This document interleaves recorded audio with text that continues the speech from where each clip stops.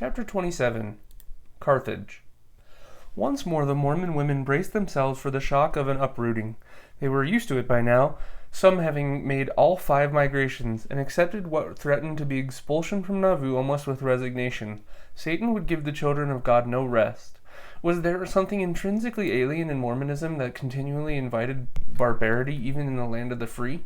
It could not have been the theology, which, however challenging, was really a potpourri of American religious thinking spiced with the fundamental ideal of inevitable progress, nor could it have been the economy, which had shifted from communism to free enterprise and then to autarky.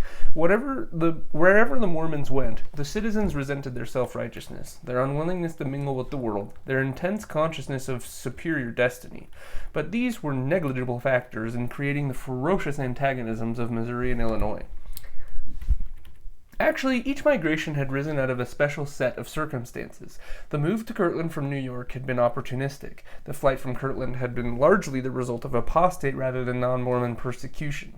The various Missouri expulsions had been rooted deep in the slavery and Indian issues, which did not figure at all in Illinois. In the latter state, to a far greater extent than in Missouri, the political exploitation of Mormon numbers, made doubly repugnant by the presence of immigrant converts from monarchist England, was perhaps the most volatile fuel feeding the anti-Mormon fires. Those who lived closest to the Mormon mass were desperately afraid of being crushed. They hated Joseph Smith because thousands followed him blindly and slavishly. To them, the Nauvoo theocracy was a malignant tyranny that was spreading as swiftly and dangerously as a Mississippi flood, and that might eventually engulf the very government of the United States. Thomas Sharp had once published in the Warsaw Signal a wholly imaginary story of a massacre of 500 anti-Mormons by 10,000 Mormon legionnaires. The account ended with the enraged citizens of 3 states marching upon Nauvoo, sacking and burning the city, and killing all the inhabitants. This was more than vicious propaganda. It was a prophecy of what Sharp expected in the future. Anti-Mormonism in Illinois was much more dangerous than it had been in Missouri, because it had a rock-bound moral foundation in the American fear of despotism. This, and not repugnance for polygamy, which, unlike the glorification of theocracy, was not yet preached openly, was the primary source of the venom in this now swiftly mobilizing opposition. The prophet sensed something of the magnitude of the forces rising against him, and probably felt also its spiritual strength. As his old buoyancy and optimism deserted him, the once occasional intuition of imminent death became a constant chilling presence. He began seriously to think about the problem of a successor and urged Hiram to safety in Ohio so that if the worst befell him, there might be a leader to avenge his death. Until now, the question of a successor had never seriously troubled him. He had taken it for granted that his mantle would descend, in true dynastic fashion, upon his eldest son Joseph, now a bright, eager 12-year-old and favorite in the church. Shortly after he had escaped to Nauvoo from the Liberty Jail, Joseph had blessed the boy and promised him the succession, but few of the saints had knowledge of the incident. In the winter of 1843, however, during a sermon to his people in the Grove, he had called his son to the stand beside him and said with emphasis, "I have often been asked who would succeed me in as the prophet to the church. My son Joseph will be your next prophet." Footnote. The Utah Mormons deny that Joseph's son was appointed his father's heir, and hold that the right of succession lay with the apostles, but the evidence that Joseph Smith intended young Joseph to be his successor is impressive. See the sworn statements of Sophia Cook, niece of Martin Harris, James Whitehead, secretary to Joseph Smith, and John H. Carter, all of whom heard this speech. End footnote. At that time, trouble seemed very remote. But now Joseph feared that an assassin would cut short his days before he saw the age of 40. On April 4, 1844, when he met with the apostles in one of their last meetings before they left on the campaign tour, he rushed through instructions which Orson Hyde described as every ordinance of holy priesthood. Then he said, "Now if they kill me, you have got all the keys, and all the ordinances, and you can confer them upon others, and the hosts of Satan will not be able to tear down the kingdom as fast as you will be able to build it up." After Joseph's death, Brigham Young, who was president of the apostles, looked back to this meeting and concluded that the prophet had placed the authority of the church and all rights of succession directly in his hands. When Thomas Ford learned of the burning of the expositor, he went directly to Carthage for an investigation, determined to call out the militia if necessary to bring the offenders to justice. He was appalled to discover the militia already assembling under the orders of the local constables and openly preparing for an attack on Nauvoo. After an interview with the Laws, Fosters, and Higbees, who, it may be presumed, told him the worst. Ford wrote to the prophet demanding that he and everyone else implicated in the destruction of the expositor submit immediately to the Carthage constable and come to that city for trial.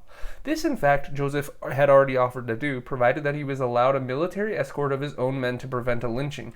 But Ford, though admitting that the militia was already almost beyond legal control, feared a civil war should the Nauvoo legion march to Carthage, and denied him this privilege. If you, he concluded, by refusing to submit, shall make it necessary to call out the militia, I have great fears that your city will be destroyed, and that your people, many of them, exterminated. You know the excitement of the public mind. Do not tempt it too far. When Joseph, who was hiding in the secret attic room of the mansion house, read this letter through, he shook his head in despair. There is no mercy here. No, agreed Hiram. Just as sure as we fall into their hands, we are dead men. They talked for a while about going to Washington and laying the case before President Tyler, but knowing his unpopularity and certain defeat in the coming election, this seemed futile. If Hiram and I are ever taken again, Joseph said with conviction, we shall be massacred, or I am not a prophet of God. I want Hiram to live to avenge my blood, but he is determined not to leave me. The two brothers stared at each other wordlessly for a time, while their friend stood by dumb, miserable, and helpless to aid them. Then, his face brightening, Joseph made his decision with his old swiftness and certainty. The way is open. It is clear to my mind what to do.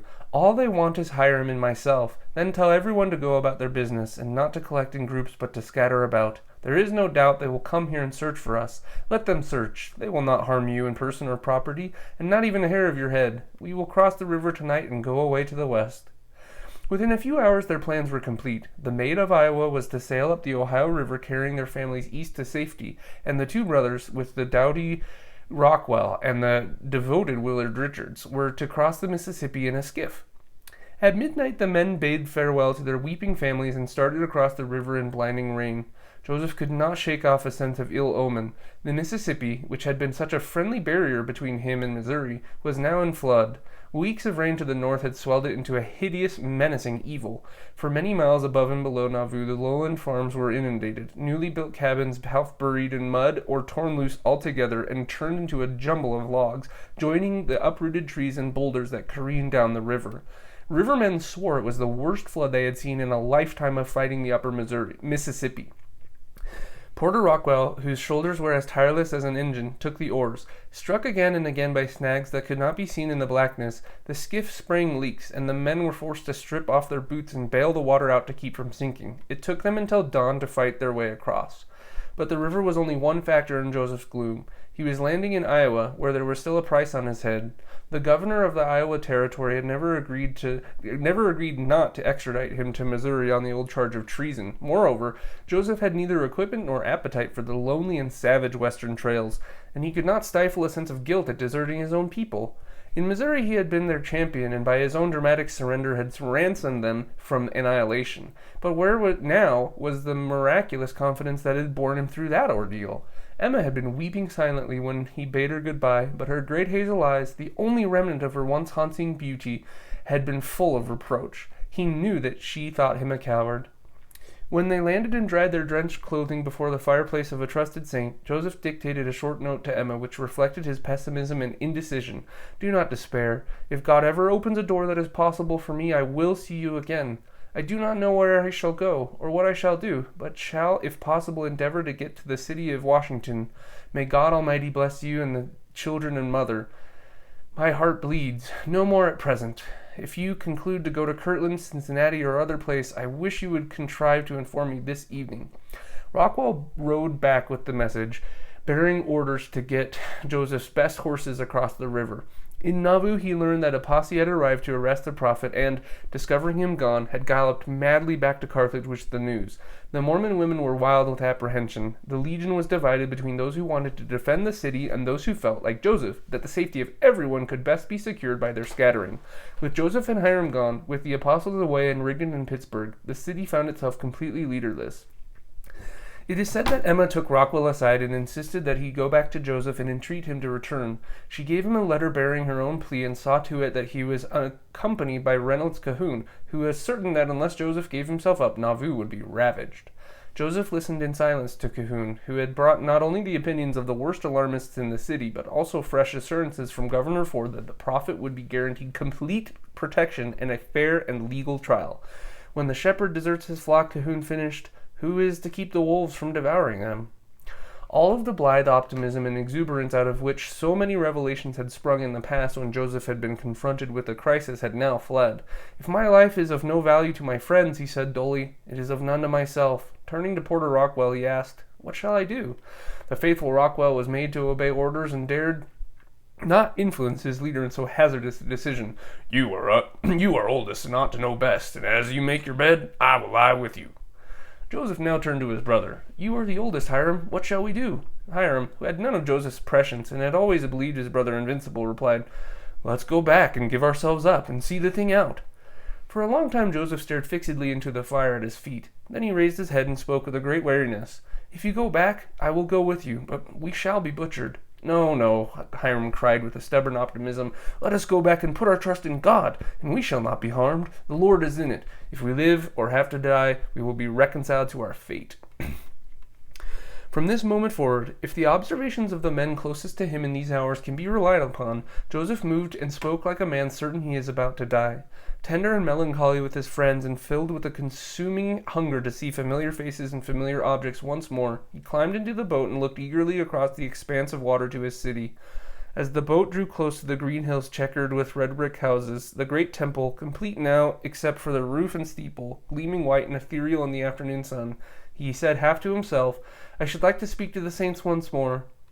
We can send out word and have them hear you by starlight, Rockwell suggested, but under the urgency of preparations for the defense in Carthage, this plan was abandoned.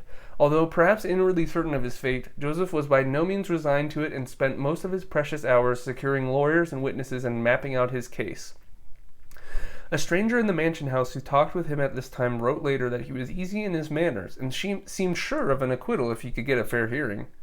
Ford had ordered the disbanding of the Legion and surrender of all the arms belonging to the state, which consisted of several hundred stand of rifles and 3 small cannon. To this Joseph now agreed, despite the protests of the Legion officers, who feared a repetition of the sacking of Far West. But to make sure that this time that his men would not be disarmed completely, Joseph ordered that all personal arms should be secretly stored in a convenient warehouse, where they would be available at a moment's notice. At midday on June 24, 1844, Joseph started for Carthage with his brother Hiram and the handful of men who were to stand trial with them. First he rode past the temple, staring affectionately up at its white facade. Then his eyes swept slowly down over the neat square blocks and rows of new houses, flanked by gardens and green young orchards leading down to the swelling river. This is the loveliest place and the best people under the heavens, he cried. Little do they know the trials that await them. Near the edge of the city they met a company of saints who had marched in from Ramus to join their legion. The men were exhausted by the all-night march. Some, whose shoes were thin, had worn through the soles, and their feet were cut and bleeding. Joseph's young cousin, John Lyman Smith, ran up and flung his arms about him. When Joseph saw the boy's feet, he began to weep. God bless you, my dear boy. Turning to a shoemaker who stood nearby in the door of the shop, he called out, Let these men have some shoes. The man shrugged helplessly. I have no shoes. The reply angered Joseph. Let them have boots, then. Turning to his cousin, he said, Johnny, the troops will be disbanded and return home. I shall go to Carthage for trial, under the protection of the governor. Have no fears, for you shall yet see Israel triumph and in peace. Joseph and Hiram were escorted into Carthage by a well-disciplined company of militia from McDonough County, who met them en route. But once they arrived in the center of town, they were surrounded by the troops from Warsaw and Carthage, who met them with shouts of derision and triumph. Stand away, you McDonough boys, and let us shoot the damn Mormons. God damn you, old Joe, we've got you now. Clear the way and let us see old Joe, the prophet of God. He's seen the last of Nauvoo. We'll use him up and kill all the damn Mormons.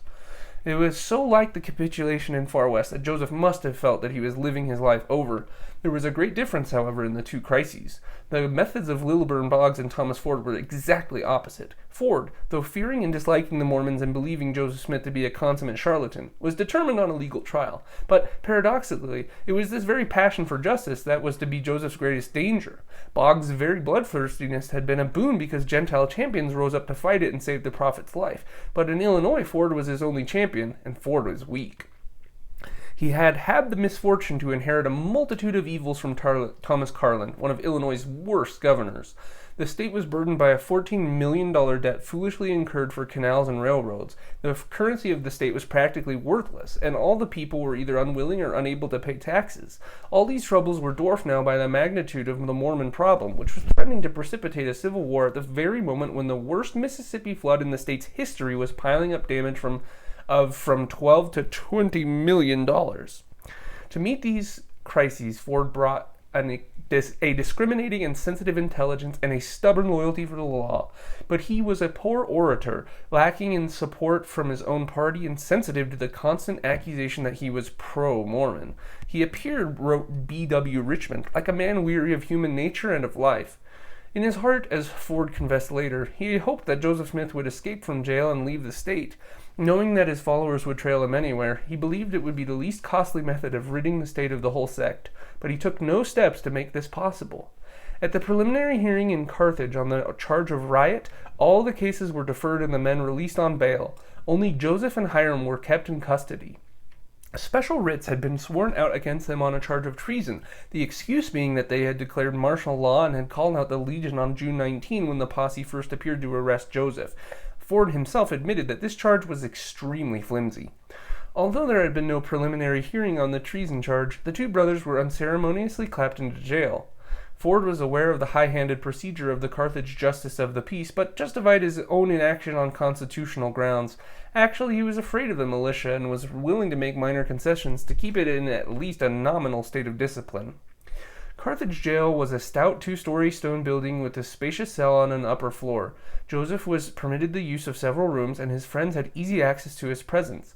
They kept him informed of all the rumors of conspiracy against him that were circulating throughout the town.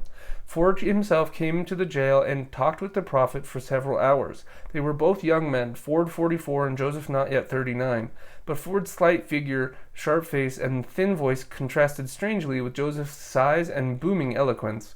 They argued back and forth, testing each other's sincerity and strength, and came to agreement, according to the carefully detailed reports of the prophet's companions, John Taylor and J. M. Bernheisel, on almost everything save the wrecking of the expositor. The press in the United States is looked upon as the great bulwark of American freedom, Ford insisted, and its destruction in Nauvoo was represented and looked upon as a high-handed measure, and manifests to the people a disposition on your part to suppress the liberty of speech and of the press. Could we suffer a set of worthless vagabonds to come into our city, Joseph replied hotly, and right under our own eyes and protection, vilify and calumniate not only ourselves, but the character of our wives and daughters, as was impudently and unblushingly done in that infamous and filthy sheet? There is not a city in the United States that would have suffered such an indignity for 24 hours. There may have been some better way, but I confess I could not see it. When Ford remarked that he was going to Nauvoo to address the Mormons, Joseph begged to be taken along, for he was certain that the governor's presence was the only thing keeping the militia under control. Ford promised to do so. That night Joseph lay on a mattress on the floor between two of his friends. He could not sleep, and talked in low tones to the two men beside him, who tried vainly to rally his spirits. "I would like to see my family again," he said wistfully, and then added, "I wish to God that I could preach to the saints in Nauvoo once more." When everyone was asleep save Dan Jones, the man on his left, Joseph whispered to him, "Are you afraid to die?" "Has that time come, you think?" Jones asked, and then after a moment's reflection he said with quiet courage, "Engaged in such a cause, I do not think that death would have many terrors." Joseph was deeply moved. "You will yet see Wales," he said, "and fulfill the mission appointed you before you die." And when he finally fell asleep, Joseph dreamed that he was back in Kirtland, standing on the farm that for 6 years had been his pride. Weeds and brambles clogged the footpaths. The barn was falling into decay, its doors ripped off and the weatherboarding gone. Everywhere were signs of neglect and vandalism. Then out of the barn rushed a band of furious men railing at him for trespassing. This he denied, claiming the farm as a gift from the church and insisting that it had never been sold. The band swelled into a rabble. The men drew their knives and rushed at him, cursing. Then, somehow, in the irrational fashion of dreams, the men began to fight among themselves, and Joseph slipped away. But the mud outside the barn, ankle-deep, clung to his feet like the heavy chains of the Richmond jail. He fought against it, sweating and terrified, and then awoke. In the morning, he told his dream to Dan Jones, who then went out to gather information. As Jones left, the guard whispered to him, "We had too much trouble to bring old Joel here to let him ever escape alive. Unless you want to die with him, you had better leave before sundown. And you are not a damn bit better for taking his part. And you'll see that I can prophesy better than old Joe, for neither he or his brother, nor anyone who will remain with them, will see the sunset today." Jones went at once to find the governor. As he passed the square, he heard a stump speaker from Warsaw haranguing a crowd and pressed close to catch his words. "Our troops will be discharged this morning in obedience to orders, and for a sham we will leave the town. But when the governor and the MacDonough troops have left for Nauvoo this afternoon, we will return and kill those men if we have to tear the jail down." Shouting and cheering, the men lifted their rifles high and shook them in a fierce gesture of unity. When Jones related to the governor everything he had heard, Ford merely shook his head in annoyance. "You are unnecessarily alarmed for the safety of your friends, sir. The people are not that cruel." Ford had, in fact, decided to go to Nauvoo without the prophet, believing that the militia would not dare commit any violence to the prisoners so long as he himself was in easy reach of Mormon vengeance. He ordered all the troops disbanded save 3 companies, one to accompany him to Nauvoo, the remaining 2 to guard the jail. The company from Warsaw, most frenzied of all, were told to go home, but the Carthage Greys, who were only slightly less incendiary, were detailed to remain in the town overnight. When Jones returned to the jail to bring his alarming news to the prophet, he was denied admittance. Joseph was in the upper room calmly dictating a letter. Carthage Jail, June 27, 1844, 20 minutes past 8 a.m. Dear Emma, the governor continues his courtesies and permits us to see our friends. We hear this morning that the governor will not go down with his troops today to Nauvoo, as was anticipated last evening, but if he does come down with his troops, you will be protected. I want you to tell Brother Dunham to instruct the people to stay at home and attend to their own business, and let there be no groups or gathering together unless by permission of the governor. There is no danger of any exterminating order. Should there be a meeting among the troops, which we do not anticipate, excitement is abating. A part will remain loyal and stand for the defense of our state and our rights. There is one principle which is eternal. It is the duty of all men to protect their lives and the lives of their households whenever necessity requires, and no power has a right to forbid it. Should the last extreme arrive, but I anticipate no such extreme, but caution is the parent of safety. Joseph Smith. P.S. Dear Emma, I am very much resigned to my lot, knowing I am justified and have done the best that I could be done. Give my love to the children and all my friends, Mr. Brower, and all those who inquire after me. And as for treason, I know that I have not committed any, and they cannot prove one appearance of anything of the kind. So you need not have fears that can harm. You need not have any fears that harm can happen to us on that score. May God bless you all. Amen. Joseph Smith. At this point, Willard Richards, who was now the only one permitted to pass in and out of the jail, brought word to Joseph that Ford had broken his promise and was off to Nauvoo without him.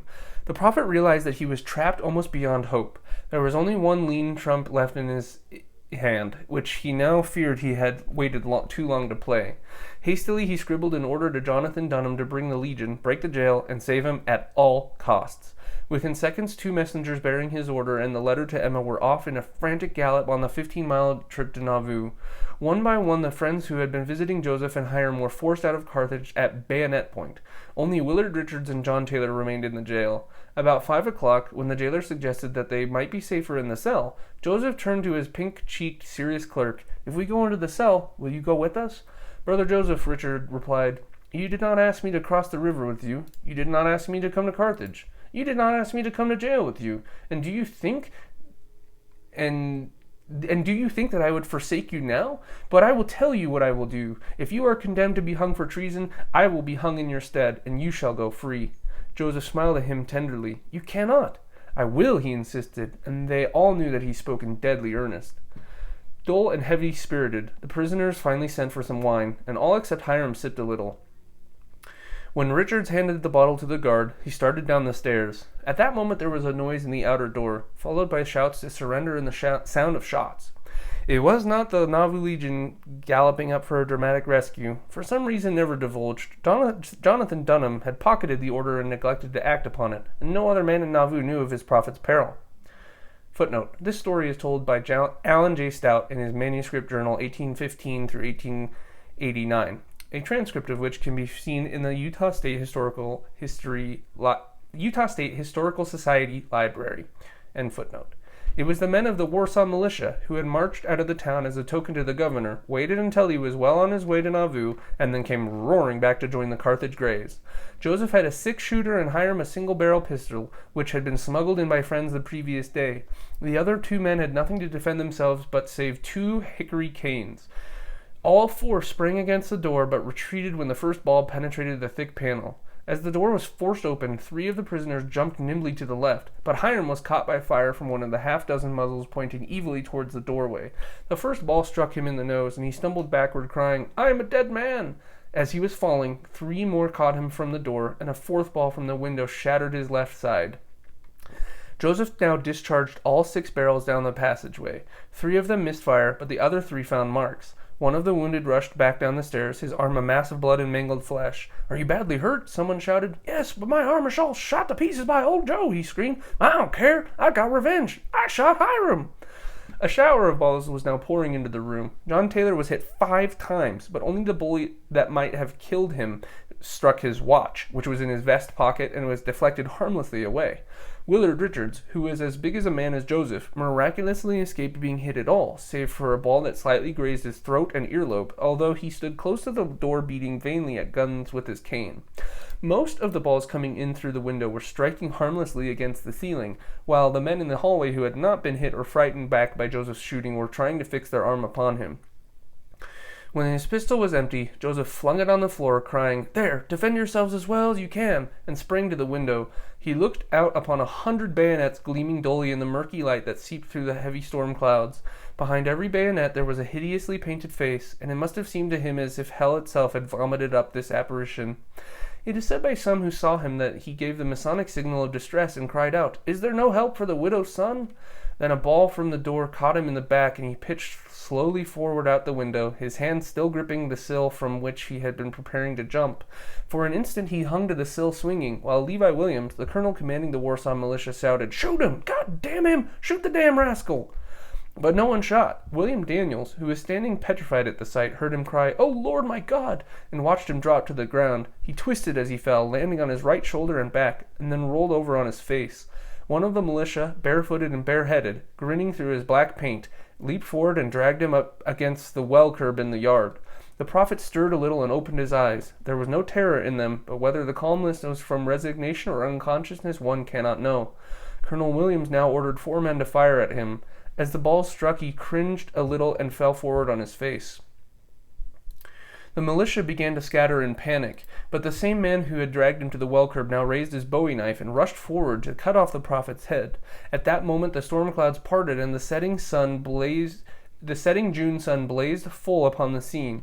To William Daniels it seemed that a pillar of light thrust down from heaven and rested between the dead prophet and his murderers. The arm of the ruffian that held the knife fell powerless, he said. The muskets of the 4 who fired fell to the ground, and they all stood like marble statues, not having power to move a single limb of their bodies. By this time most of the men had fled in a great disorder. I never saw so frightened a set of men before. The body of the prophet lay for a time quite alone until Willard Richards ventured forth to carry it back into the jail and lay it beside the body of his brother. Securing a messenger, he sent word of the murder to Ford and a message to his own people to do nothing by way of vengeance. Only then did he give into his shock and inner pain.